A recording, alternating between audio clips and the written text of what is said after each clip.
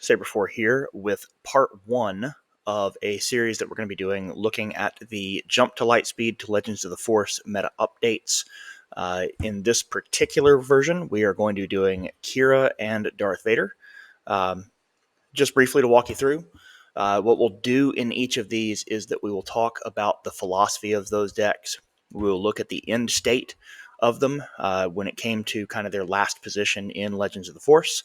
We'll look at a couple of the tools and things like that that fit very well with those decks, and then we'll make some update suggestions that are kind of what we're, to a degree, still testing and just kind of seeing what fits best in the overall. We do have a couple of tournaments that come up before we will finally see the Galactic Championships and the end of Season 0, but let's go ahead and dive in. By the way, if you have not done so already, please subscribe to the channel. We're at 1,100 subscribers or so as of the recording of this video, and really great to see that thing growing. Let's jump in. All right, philosophy of Qi'ra. We're going to look at Qi'ra Data Vault, which was the most successful version of this. And in order to talk about that, we also have to talk about the difference between Data Vault and the everything else. Because as it came to pass over the course of Jump to Lightspeed, we went from a very early season meta where obviously we know what happened with Django and the prevalence of Tarkentown, and we moved from that to a meta that was 40+% Data Vault. And that was used in all kinds of decks. And so overwhelmingly, Command became a second color to many, many things, in large part because of how Data Vault works. And the big thing about it is that not only is there the 8-point gap between that base and a 25 health rare base from set 1, you also, what that meant is that you got several more actions before you're kind of in check or checkmate. You had the ability to play cards longer, you had the ability to do more things and kind of churn more actions through in the game just because you had that insular 3 to 8 points of total base health. That was very impactful with things like Rey, who often would push that much higher based on Restore, or that would also do things like Qi'ra, who allowed her to really get to those big late game units. You even saw the rise of things like Boba Fett coming into that particular suite of decks that really arrived and did things well at the end of the meta just because of that extra health. And so Qi'ra, when we talk about philosophy for her, we need to understand that in the context of Data Vault, she is a very different leader than she is with a 30 health base or with an ECL. But we are going to talk about her based on green because that was the most prevalent version that we saw. So, early game. She is about board resets and ramp. Qi'ra wants to match any kind of leader flip. And so that means typically that she is trying to ramp on turn 2 and get herself to a position where she is matching a 4-cost resource, or is it a 4-resource cost leader, or following along with the play of any others. The secondary reason for ramping is that her play is very, very loaded towards the back end of her deck. She's not as dense on early units as some other leaders are, especially, like we said, Rey, who will be covered in a future version of one of these videos. But the early philosophy is either ramp or control, and doing either of those things in a way that kind of keeps that board clear. We're going to set up our leader flip, which times well with Overwhelming Barrage, and if you have that in your hand, being able to take half of the HP off the board, follow that with an Overwhelming Barrage is a good way to, again, board reset. And that's really what you were doing all the way through your leader flip. There have been times playing Qi'ra that the first unit that I play is Darth Vader. Just because I'm playing control, I'm playing ramp, I'm keeping the board small all the way up to that leader flip. The 6 resource turn, was the most awkward spot in Qi'ra's deck. You could deploy her on 5, you could deploy her later. I have often employed her later, but you did not have a natural 6 play in this deck. It just didn't, that's not where your curve hit. And neither green nor blue really had a great answer for this. So you had a couple of plays that were pretty common. One of them was Vigilance, which is your, 4 cost but double blue. And so you're paying 6 for it. And typically you would see that used with removal and to gain back some base health and really just, again, try to reset board. Or you would see a early claim off of Qi'ra's flip turn rather than allow your opponents to attack into her at the start of the 6 resource turn. Play Qi'ra, wipe half the board health, go ahead and claim initiative, and if you didn't have it already, give yourself a chance to draw Overwhelming Barrage, and then barrage off of her to start that 6 turn. The winning condition for Qi'ra then became from 7 resources on. You're not going to win it with the early units. That's not how this deck operates.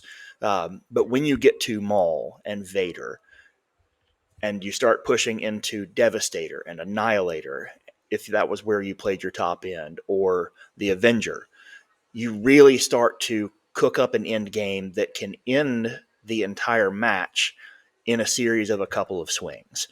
And in doing so, that allowed you to stabilize your game and to stay stable fairly long and get to a late game that was incredibly powerful. So this is the deck that I was on when this last set ended. I did lean a lot on the deck that Wu put out, who won Minnesota with something very similar. His ran Annihilator in the sideboard. I changed a couple of very small things, but this is a very similar deck to that. You'll see that it has enough early units that you can pull things off of Darth Vader. It has very few things that are not in a villainy matching, especially in the early units, so that Vader can pull most of them. Eager Escort Fighter is there to answer the Falcon. The Perimeter ATRT is a larger Sentinel that he discussed at length, talking about why this was the choice over Lieutenant Childson. But many of your things here are Sentinels meant to kind of pause the board, or they are meant to grab off of Darth Vader, not necessarily to be played in early.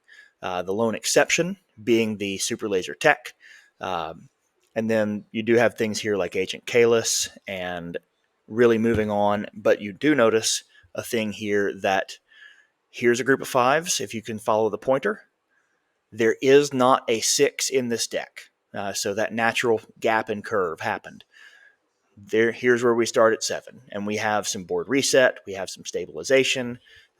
We've got some big hitters. But everything comes out to really pound on my opponents at the end of the game. Tools. 6 cost plays. We got 3 of them that match this color palette. We got Anakin Skywalker, which is great for removal or shrink. He is the size of the Darth Vader unit that will follow him in the next turn. And so that allows me in the following turn to attack with a 5/7 twice, because Darth Vader can come in and ambush. And then Darth Vader also brings a friend. And so we can have Anakin Skywalker and Darth Vader, 2 5/7s on the board as big threats. And quite often pull either one of the Sentinels, either the Pike Sentinel or, the Phase 2 Dark Trooper, possibly put down the Hylabon Enforcer, but we can get a great value out of Vader and not have to worry about not being able to also push damage to base at that time. So this allows us to turn corner faster. And it does it with a HP-based removal. So this is a very big hit for this deck, as is Darth Vader. However, the Darth Vader unit is very ambush dependent. This new Darth Vader that we got in Legends of the Force is amazing off of ambush. Without it, he's just kind of okay. There are many, many things that can fit better if Darth Vader doesn't come in with ambush, and so we really have to adjust our philosophy a little bit if that is how we are going to play. He can be a 3-for-1, but the cost is we need ambush to do it. And then finally, one of our biggest weaknesses in the mid game was space. Eye of Sion gives us another option in space. It is a hidden card, which means that as long as it doesn't come in and crash into something that has 7 damage to it, this is something that's going to stick around. It comes in with ambush, it comes in with restore 1, and so all 3 of those are going to be very useful in the turn that that thing comes to the table. It's a 7 health body. Most things it's going to crash into at that particular point in the game just don't have that kind of power to eliminate it in the ambush. So this is a stabilizing force in your space arena, built-in ambush, restore with a 7 body. 3 very useful traits. So the update suggestions, where can we make this fit? A lot of my early looks for how to cut things and what I might cut do involve the Hylabon Enforcer. And the reason behind that is the prevalence of the new Jedi units that will have greater than 3 health. Hylabon Enforcer was wonderful for the idea that against Sabine. Sabine's best ground play was to drop Battlefield Marine, a 2-cost 3/3. Qi'ra responds or Qi'ra puts down Hylabon Enforcer. It's a 1 cost. Now I can turn around for my other and shield that Hylabon Enforcer and create something that can take out the Battlefield Marine without dying back. And be around to attack into something else that has 3 health if I need it to. And so if Anakin is where you are, a good natural fit for my purposes and how I tend to play was that Hylabon Enforcer. Another potential target, though it makes the Darth Vader, Spark of Rebellion Darth Vader a little bit weaker, is to pull back on my Death Troopers. Now, those Death Troopers are great hits off of Vader because it means he can effectively come in and ambush for 7.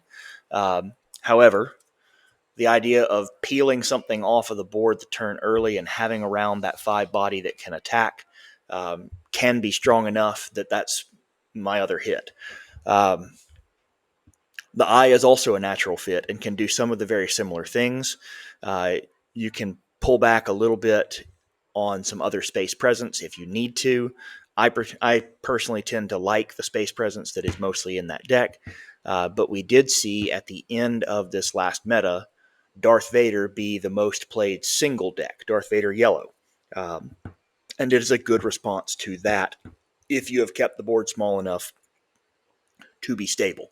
They can't attack it back. They can't remove the thing. It's going to overwhelm, and it's going to do damage through most things that are there.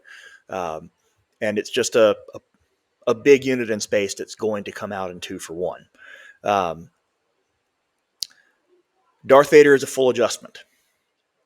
And he's a full adjustment that either requires that I go back to ECL or that I start shrinking my card pool in 2 places instead of 1, because I need to be able to have access to ambush. Now, there are 2 ways to do this. 3 ways to do this. 2 ways to do this. One is timely reinforcement. That's going to make him cost 7. That's going to put him on the same page as the Darth Vader unit that would normally follow him. That Darth Vader unit, the Spark of Rebellion one, you could trade out. You could come off of that unit and instead of bringing a friend, make a clean 3-for-1. Shield the Darth Vader that comes in, shield a unit that you want to get rid of, ambush in for 5, take the shield off of Darth Vader, remove the shielded unit that you put on with his on attack, and for the same 7 cost, you've eliminated 2 of your opponent's things and left behind a full health 5/6 body. And so you could have the same cost, except that you're going to pay 2 cards to do it. The other possibility here is the Spark of Rebellion Admiral Piet. While a lot of the things that you have can come in and get some play, this does empower your late game quite a bit. He will be a lightning rod for sure on the ground. But if you manage to have a flip turn that does not involve overwhelming barrage, if that just isn't in your hand, or you didn't require that in order to clear board, then you do have the prospect that you could put down a Sentinel and Piet, and then bring on your Darth Vader the next turn. He's a 6 cost. Piet would enable ambush because of his cost. The other thing that it questions is that it questions the addition of Lone Pike. Because with Lone Pike, I can then put a shield on an opponent's unit that I want to eliminate. In that particular case, I am probably chopping down on my early space units, just because I want to eliminate an arena where they can attack back and remove their shield, because the threat there is being able to drop a shield on something that your opponent cannot rip the shield back off of through attacking one of your units, and then just removing it with Darth Vader. So those are kind of the places that we're looking at making that adjustment. Of what I've played so far, Anakin and I are both good natural fits and meta dependent on kind of what you're playing against, but both of them can work very well. Darth Vader, lot of tools have to change. The other thing that we have to understand when we're talking about that is that we give up that 8 health, but we're also shrinking our deck size by 10 cards. Now that can greatly impact our draw pool, but it also means that some of our other toolbox needs can kind of shrink away. So there are some trade-offs there that are possibilities and just kind of considerations. We've talked enough about this. Let's move on. Darth Vader. This was the most played single deck at the end of set 4, specifically Vader Yellow. Most starts, most played. Came on really strong. The deck that I'm going to show you is the one from Yoda Killer that placed 9th at the Minnesota Regional, and was adapted bits and pieces, but it's a cheap enough deck to make that it was mostly adopted in that form, and was seen a big rise to prominence in the weeks that followed. What's the philosophy of that deck? Well, it's a TIE Swarm deck. It is meant to play tokens, and it is meant to play tokens very, very quickly. High volume of 1-cost units, and then I insulate myself with those tokens so that removal cannot stop me from creating another one the next turn. Ground game? No. There really is none. We are using a combination of Overwhelming Barrage, No Good to Me Dead, and just the general size of the swarm to discourage ground play. We also have Sanctioner Shuttle, which allows us to capture one of those early units and is one of our best turn 2 plays, provided that we have 2 units already on the board when we play it, because that allows us to grab one of their turn 1 plays, get it out of our way, and make room for our smaller cuts that we're going to get in the early game to really lash into our opponents and start the race on the right foot. We're creating advantage. As the swarm grows, it becomes more insulated. It becomes harder and harder to get to and remove the TIE units, the non-token TIE units that we would have to remove in order to cut off Vader's ability. And then we have Victor Leader and Clone Combat Squadron. So Victor Leader grows the units. Clone Combat Squadron grows from the swarm. So both of these can come out and really take that deck from being something that is pushing damage to something that threatens to end the game on or before Darth Vader's flip. So this was the Yoda Killer deck. It was adapted, as I said, very little between this play and what we saw at the end of the cycle. Some people would add a little bit more or move Swoop down back and forth or, other minor adjustments, but with very little change, this was it. You'll see that there are a lot. There are 14 one-cost units, and so the prospect that you're going to have two of them in your hand is incredibly high.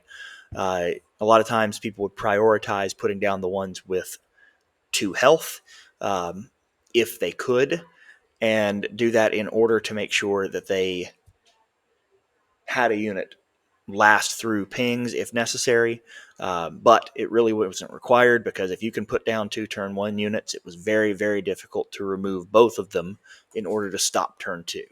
I did a video about it. There is a lengthy discussion about how to do that with multiple decks, but I will not go back through that at this point. Surprise Strike, no good to me dead. The Lurking TIE Phantom to further insulate from removal. Sanctioner Shuttle, as I said, is one of the more important cards against early ground units. And then you did have Waylay in here, but you're growing to this idea of Victor Leader, Clone Combat Squad, the Stolen AT Hauler, which is a great target for barrage, but is also it's a trap. You know, let your opponent think that they're going to take it, waylay it back.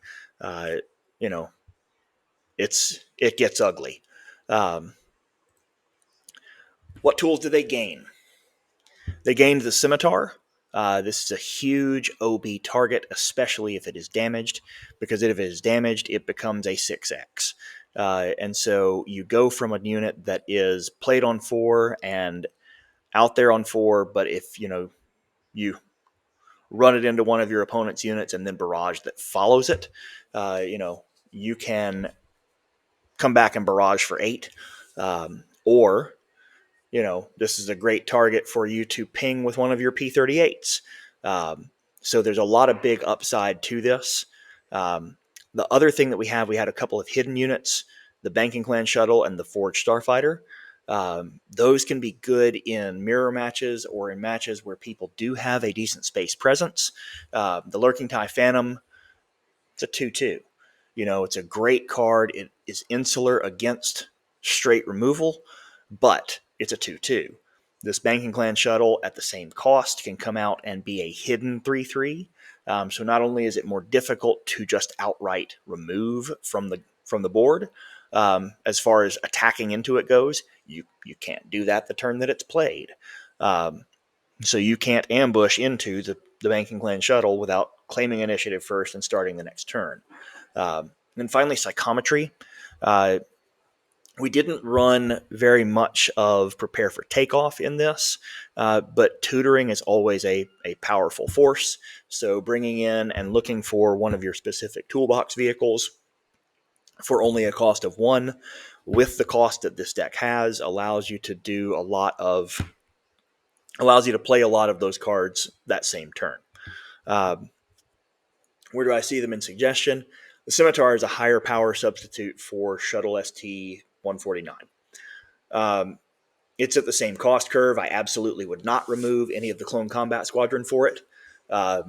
It's the same power without the shield, but we don't want the shield on it. We're looking for something at that point that is able to take the damage. That said, there are definitely plays for both. ST-149 can move that shield around. It can put it on Victor Leader, for example, which makes a very powerful play because Victor Leader is a thing that you want to keep on the table. And as I said, you can push it to a stronger power even without my opponent having a good space presence by following that with a P-38 or by crashing a P-38 into something. So if you have a ready P-38, you can pull out Scimitar, attack with that P-38, and possibly eliminate one of your opponent's ships. and then do damage to your own scimitar to make it a 6/3. The Banking Clan shuttle, insulated from it's insulated from an ambush that turn. Opponents will have to claim and then use their resources and that ambush in the next turn in order to remove it. They also will have to do more damage to it than the Lurking TIE Phantom. Doesn't have the upside of the anti-removal on the back end, but that's just kind of the cost that we have to pay or consider paying. And then tutoring a card, always a nice thing to be able to do, though in reality, there are enough toolbox cards here that, the question becomes, if we really wanted to do that, do we want to search for two of them with Prepare for Takeoff, because that deck is so loaded with vehicles, or do we want to try and drag one of them up? The other thing here being that we can use the same trait and pull potentially one of our other tricks. We have a tactic, we have a plan, we have two tactics is the big thing, is that we could have Surprise Strike and we could pull Overwhelming Barrage. And so that is another thing that you could do if you had used Surprise Strike early in the game, is that you could come back and play Psychometry and bring yourself an Overwhelming Barrage when you don't have one in your hand, provided that it's in the top 5 cards. Anyway, that's what we have as some of the meta update possibilities for a couple of these decks. We'll be doing more of these videos as I get the opportunity. But yeah, Legends of the Force is here. Get out there, enjoy it, and we will see you guys next time.